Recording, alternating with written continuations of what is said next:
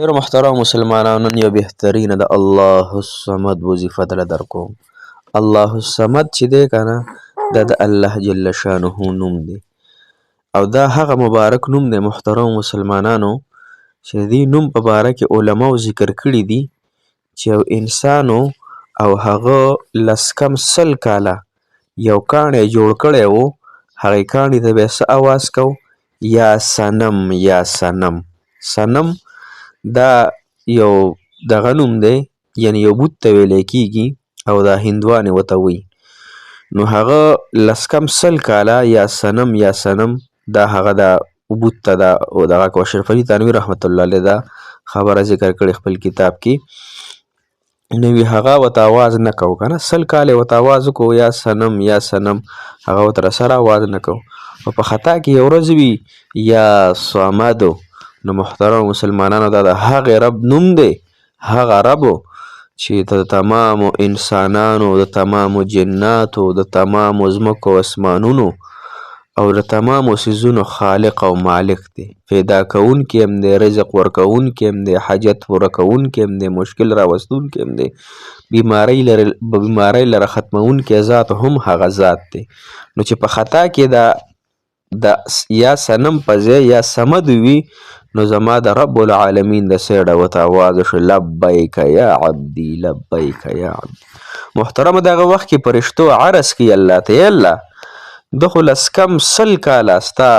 په نافرمانۍ، ستا په دشمنۍ تا سره په دغه کې تېر کړو شرک کې، او الله په خطا کې ستا نوم واغستو، الله نو تا وله ولې اواز ورکړو؟ نو زما هغه محبوب الله ورته څه فرمایي؟ ای زما فرشتو د سل کاله دې کاڼي ته اواز وکړو یا صنم یا صنم، ده وله اواز ورنه کړو، ما ته یو پیره اواز وکړو یا صمد. نو که زه مو له اواز ورنه کړم ما او دې کاڼي کې بیا فرق څه پاتې شو؟ نو محترمو رب ډېر حقیقي دی زما او ستاسو. د رب سره څوک شریک نشته، نه په ذات کې، نه په صفاتو کې، نه په بادشاهت کې. نو محترمو هغه داسې ذات دی چې د ازل نه موجود دی، مخکې د هیڅ شی نه و، نه دا ونې وي، نه دا بوټي و، نه دا غرونه و، نه اسمانونه. الله جل شانه موجود و. اوس تمام څیزونه الله تعالی موجود کړي دي، الله تعالی په خپله هم موجود دی. یو ورځ به داسې راشي چې دا تمام څیزونه به کل من علیها فان، الله تعالی فرمایي هر څه به فاني شي، ویبقا وجه ربک ذو الجلال والاکرام، لیکن د الله جل شانه نوم د الله تعالی ذات به باقي. محترمو نو د هغې رب نوم دی د الله الصمد. نو دا چې چا په اخلاص سره او په یقین سره او توجه دهان سره وکړو، نو د هغه به الله جل شانه حاجت پوره کړي، د هغه به الله تعالی همدرد شي، الله تعالی به د هغه حامی او ناصر شي، الله تعالی به د هغه مشکل کشه او حاجت روا شي. نو دغه وظیفه را سره نن پوره وورئ. السلام علیکم ورحمت الله وبرکاته.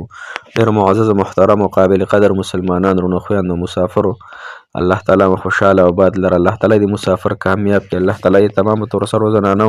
نکاحګانې وکړي، نوجوانانو دې الله تعالی نکاحګانې وکړي، کاروبارونه دې الله تعالی ورته روان کړي، زموږ د نوجوانانو جنکو دې الله حفاظت کړي، د هغوی د لپټو د هغوی د عزتونو الله تعالی د تمامو نوجوانانو هم حفاظت وکړي د هر رنګې فساد نه او د هر رنګې څیزونو نه. محترم مسلمانانو زموږ اسانه وظیفه ده د الله الصمد. ما چې تاسو هم د قصه تېره کړه،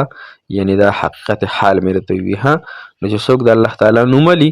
نو ته پوه شه چې زه بهترین انسان یم. ګورې اکثر خلک وایي زموږ حاجات نه پوره کېږي که نه، د الله بنده او د الله بندۍ یعنی زنانه او هغه نارینه تاسو شکر وباسئ چې تاسو ته الله تعالی توفیق د خپل نوم درکو، د خپل ذکر یې درکو. الله تعالی څه فرمایي قرآني؟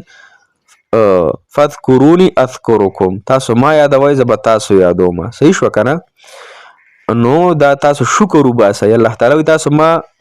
دغلته انسانانو په ډلو کې یادوئ، زه به دغه نه بهترینه ډله چې کومه د فرشتو ده د هغې په مخ کې به ستاسو ذکر او تذکره کوم. نو تاسو خوش قسمته یې ښه چې د الله تعالی ذکر کوئ، وظایف کوئ، خو دا وظایف د ثواب فنیت باندې کوئ. انشاءالله ثواب به هم ته میلاویږي او حاجات به هم کېږي او دې سره به نیکۍ هم تاسو ډېرې ګټئ. دا د نیکو سیزن دی محترمو، د زندګي لږه ده، مختصره ده، قلیله ده، صحیح ده. او الله تعالی سره د دنیا ګوره دومره قیمت نشته دی لکه د ماشي د وزر. د الله تعالی په نس کې یعنی د الله تعالی په نس کې د دنیا دومره حقیقت ته څومره چې د ماشي د وزري د دې نه هم سپکه ده الله تعالی ته دنیا ښه نو چې الله تعالی ته دنیا دومره سپکه ده او الله تعالی بعضې خلکو ډېره دنیا ورکړې وي صحیح شوه خو کوم انسان له چې الله تعالی دنیا ډېره ورکړې ده د به حساب کتاب هم ډېر سخت وي ها خو کم هغه انسانان چې د الله تعالی په دین د الله تعالی په لاره کې لګي نو دغه انسانان هم بهترین دي مال ښه صفت دی خو چې د الله په دین لګي او که د الله په دین باندې نه لګي نو دا بیا ښه صفت نه دی ها دا بیا د دپاره وبال دی وبال نو محترم مسلمانانو د الله صمد وظیفه چې ده دا تاسو سحر مونږ نفس سل وارې وایي او د ماښام مونږ نفس سل وارې د ماښام مونږ نفس 101 مرتبه او د سحر مونږ نفس 101 مرتبه دا پابندۍ سره وایي او بله یې وظیفه راته ښیمه که څوک وایي چې الله تعالی ماله ډېرې روپۍ د حلالو راکړي نو الحمدلله ما شروع کړې ده او ما ته پرون چې دی پرون ما سل پیرې ویلې پرون ماله الله تعالی 2500 روپۍ راکړي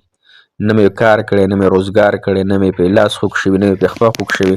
نه مې پسې مشقت کړی الحمدلله الحمدلله او داسې کسانو راکړي چې په خپله ښه غریبانان په جومات کې یو کس 500 روپۍ راکړي چې ښه په خپله غریب دی او پردی مزدور دی دلته په ګاونډ کې یو زنانه 2000 روپۍ راکړي چې په خپله هم څه وس داسې نشه دغه زمیندارۍ او دیاړۍ ته یې کتئ نو چې الله تعالی د هغوی په زړه کې واچول چې دله ورکه پیسې نو دغه رنګې به ستاسو هم ژوند سم شي ها یو الله صمد وظیفه ماښام مونږ نفس سحر مونږ نفس 101 مرتبه او سل فیرې کو سحر مونږ نفس وی کو د ماښام لا حول ولا قوة الا بالله العلي العظيم لا حول ولا قوة الا بالله العلي العظيم ان شاء الله دا دوه وظیفې تاسو شروع کړئ الله تعالی به درله ډېر مال حال درکړي او چې کله مال حال ډېر شي نو هر سړی به درته سلوټ کوي ښځې به هم ډېرې وي بیبیانې به هم ډېرې وي ګاډي به هم ډېر وي چې مال د سره نه وي که نه د حلالو نو بیا ګوره نن سبا په غریب باندې څوک سلام هم نه اچي ها الله تعالی مو خوشحاله او آباد لر الله تعالی مو د زړه مرادونه د زړه جایز خواهش